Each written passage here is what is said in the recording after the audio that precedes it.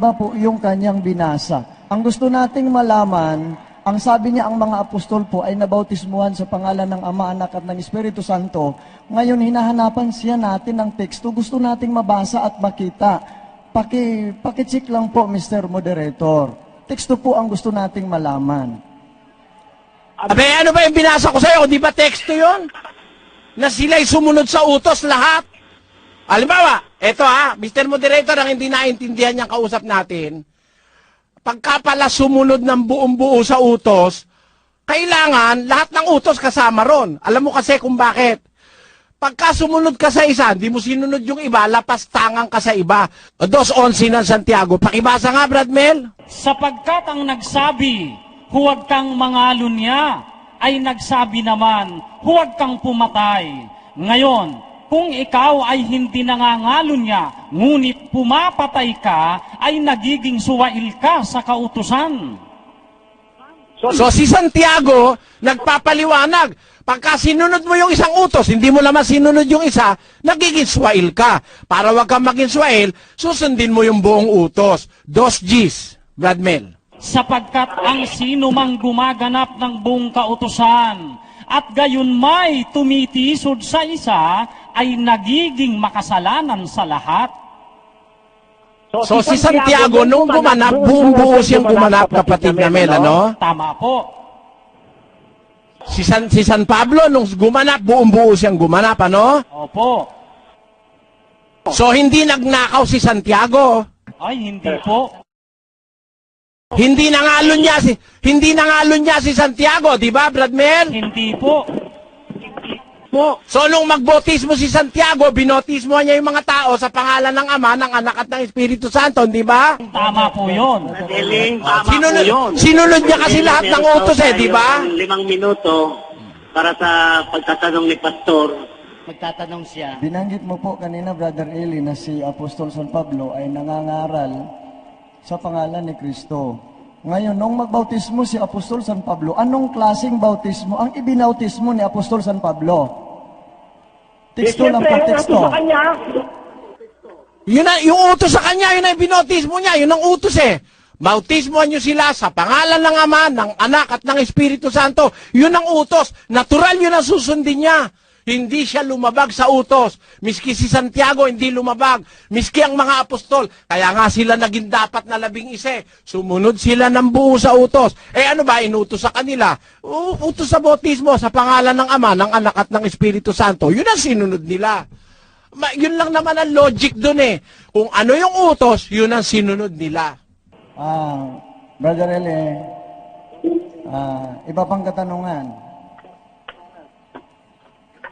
Sino po, mayroon po ba kayong maipapakita dahil 11 alagad po ang inuutosan doon, ang mga apostolis po. Nung magbautismo po sila, ano po ang bautismo na kanilang ibinautismo?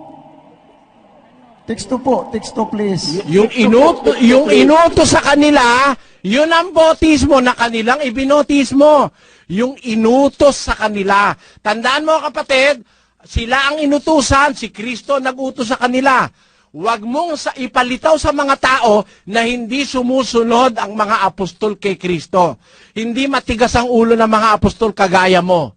Ang mga apostoles sumunod dahil ang utos, bautismo sa pangalan ng Ama, ng Anak at ng Espiritu Santo, yon ang sinunod nila. Sabi ni Pablo, sinunod niya ang kautusan ng buong pananampalataya. Tinupad niya ito, kaya inuutos niya rin kay Timoteo, natuparin niya rin ang buo ang kautusan. Kaya sinunod nila yung inutos ni Kristo. Yun ang sagot ko.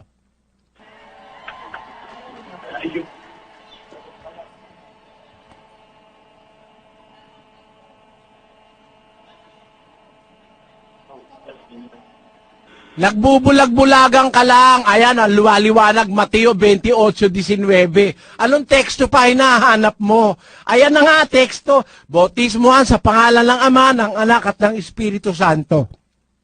Yun ang nakasulat. Bukod po doon sa Mateo 28:19, support lang naman, isang verse lang Bukod doon, isang verse lang, bukod sa Mateo 28:19. Hindi po natin Mamaya babasahin ko. Mamaya babasahin ko, papaliwanag ko. Hindi ko kasi panahon magpaliwanag ngayon eh. Undercross ako eh. Hindi ako gagamit ng sitas na hindi ko maipapaliwanag ng buo sa kapwa-tao. Mamaya maghintay ka, kapatid. Basta ang sinasabi ko sa iyo, ang mga apostol, masunurin sa utos. Kung ano inutos sa kanila, yun ang susundin nila.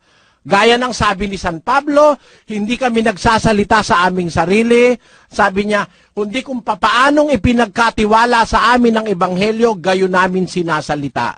Kung ano yung inutos, yun ang ginagawa nila. At ang utos sa kanila, magbautismo sa pangalan ng Ama, ng Anak at ng Espiritu Santo. Ikaw lang ang ayaw sumunod. Bradeli, net kasi pastor, gawa ng naubusan daw siya ng oras magtanong. Sige, pastor.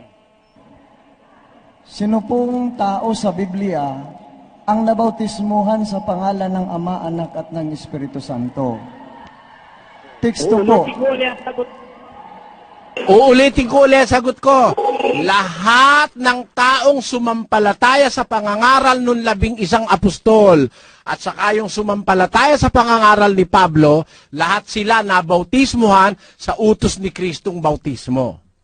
Na sa pangalan ng Ama, ng Anak at ng Espiritu Santo. Lahat ng sumampalataya, nabautismuhan sila doon. Yun ang kasagutan ni Kaeli.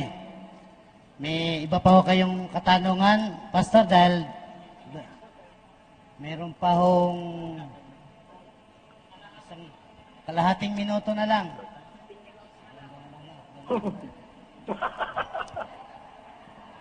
Sige ho, patay na ho ang oras.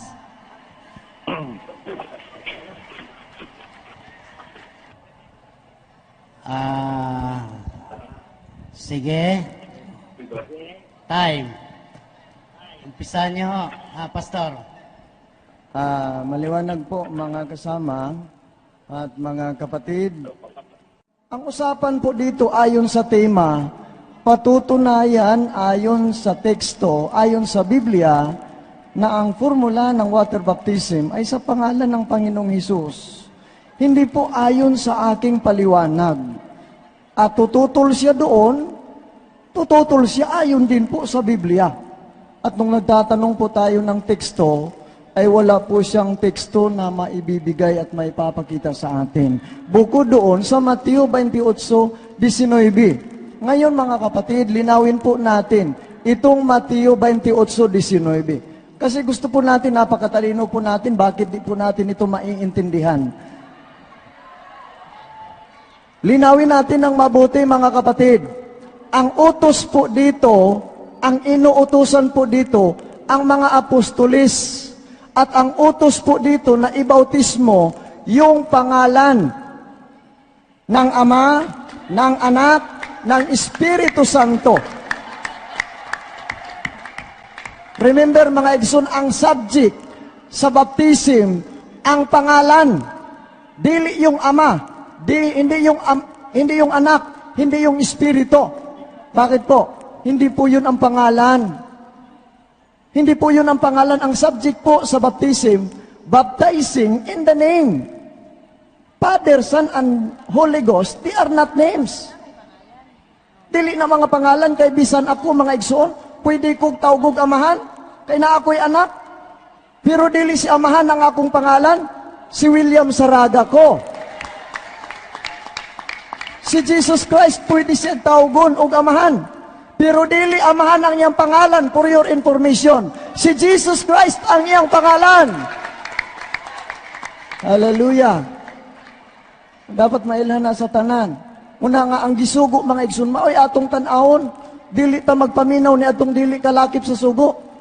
Ang sugo mga kapatid, walang iba kundi yung mga apostolis. Ngayon yung nagbautismo sila dahil nung ganapin nila ang utos na iniutos ni Kristo sa kanila, yun ang susundan natin kung paano nila isinasagawa yung utos. Ngayon, pupuntahan natin. Ngayon, nung nagbautismo na sila, dahil ang utos doon magbautismo. Ngayon, nung nagbautismo na sila, ngayon, buksan natin ang Gawa chapter 2, verse 38. Nung magbautismo na ang mga apostolis. Kasi doon sa Mateo 28:19, utos pa lang po yun. Hindi po yun baptism. Hindi po yun actual o baptism. Pinag-usapan po natin dito ang bautismo. Utos pa lang po yun. Praise God. Kasi iba po yung pagka sinasabi ko sa anak ko, anak, bumili ka ng asukal sa tindahan. Hindi po pwedeng yung sinabi ko, yun yung sasabihin ng aking anak sa tindahan. Pagdating doon, iba na po ang kanyang sasabihin. Anong sasabihin niya? Pabili nga po ng asukal. Ibig sabihin, hindi ibig sabihin na sinuway ng aking anak ang aking utos. Inuunawa po ng aking anak ang utos. Kasi pag yun ang bautismong ibabautismo po natin, hindi po natin ginaganap, kundi inuulit-ulit lang po natin.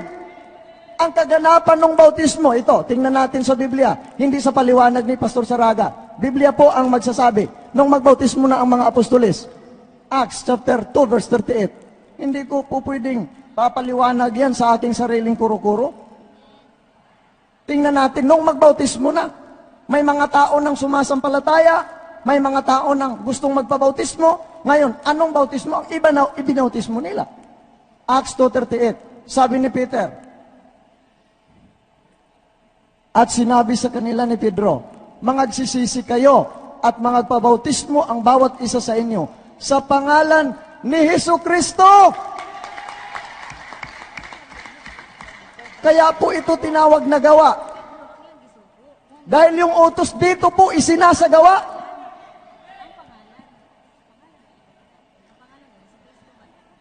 Sila po ang inuutusan at sila din po ang may karapatang tumupad ng utos. Nung tinupad na nila, anong sinabi ni Pedro?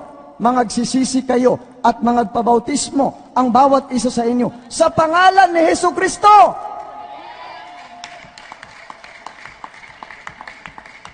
Kabilang ba si Pedro sa inuutosan? Yes, kabilang. Dahil isa po siya doon sa 11. Praise God. Susunod pong teksto mga kapatid. Si Felipe, nung magbautismo na si Felipe. Gawa, chapter 8, verse 12. Datapwat nang magsipaniwala sila kay Felipe at nangangaral ng mabubuting balita tungkol sa kaharian ng Diyos at sa pangalan ni Jesucristo ay nangabautismuhan ang mga lalaki at mga babae. Napakaliwanag po mga kapatid. Ano pa bang mahirap doon? Noong nangangaral si Felipe mga kapatid at noong mayroon ng taong gustong magpabautismo, binautismuhan niya hindi sa pangalan ng Ama, Anak at ng Espiritu Santo, kundi sa pangalan ng Panginoong Hesukristo. Susunod pa natin, Acts chapter 8 verse 16. Teksto sa teksto po. 8:16 sa Acts. Sapagkat ito'y hindi pa bumaba sa sa kanila, kundi sila'y nangabautismuhan lamang sa pangalan ng Panginoong Hesus. Bakit hindi sinabing at sila'y nangabautismuhan sa pangalan ng Ama, Anak at ng Espiritu Santo? Sabi po ni Brother Eli kanina, ang mga apostolis daw ay nabautismuhan sa pangalan ng Ama, Anak at ng Espiritu Santo. Napakabayas naman. Bakit po? Yung kanilang itinurong bautismo sa pangalan ng Panginoong Hesukristo. Ngayon, tingnan natin kung ano yung bautismo tinanggap ng mga apostolis. Romans chapter 6 verse 3. Ano namang bautismong tinanggap ng mga apostolis? Romans chapter 6 verse 3. O hindi ba ninyo nalalaman na tayong lahat na mga nabautismuhan kay Kristo Jesus ay nangabautismuhan sa kanyang kamatayan? Uulitin ko nang maunawaan natin. O hindi ba ninyo nalalaman na tayong lahat, kasama sila roon? Kasama. Sabi niya, na tayong lahat na mga nabautismuhan kay Kristo Jesus. Sabi ni Brother Eli, sa pangalan daw ng Ama, ng Anak at ng Espiritu Santo, ang bautismong tinanggap ng mga apostolis. Saan tayo maniniwala? Dito po tayo sa Biblia. Dahil ang sabi po niya, hindi ba ninyo nalalaman na tayong lahat tayong lahat kasama po sila. Dahil hindi sinabing kayong lahat. Ang sinabi po niya, tayong lahat na nabautismuhan kay Kristo Jesus. Hindi sinabing tayong lahat na nabautismuhan sa pangalan ng Ama, Anak at ng Espiritu Santo. Praise God. Ngayon, ang sabi din po niya, si Pablo naman, ay nangangaral daw. At ang bautismo din pong tinanggap ni Pablo ay sa pangalan ng Ama, Anak at ng Espiritu Santo. Titingnan naman natin ngayon sa Biblia. Acts chapter 19, verse 5. 19:5 si Pablo.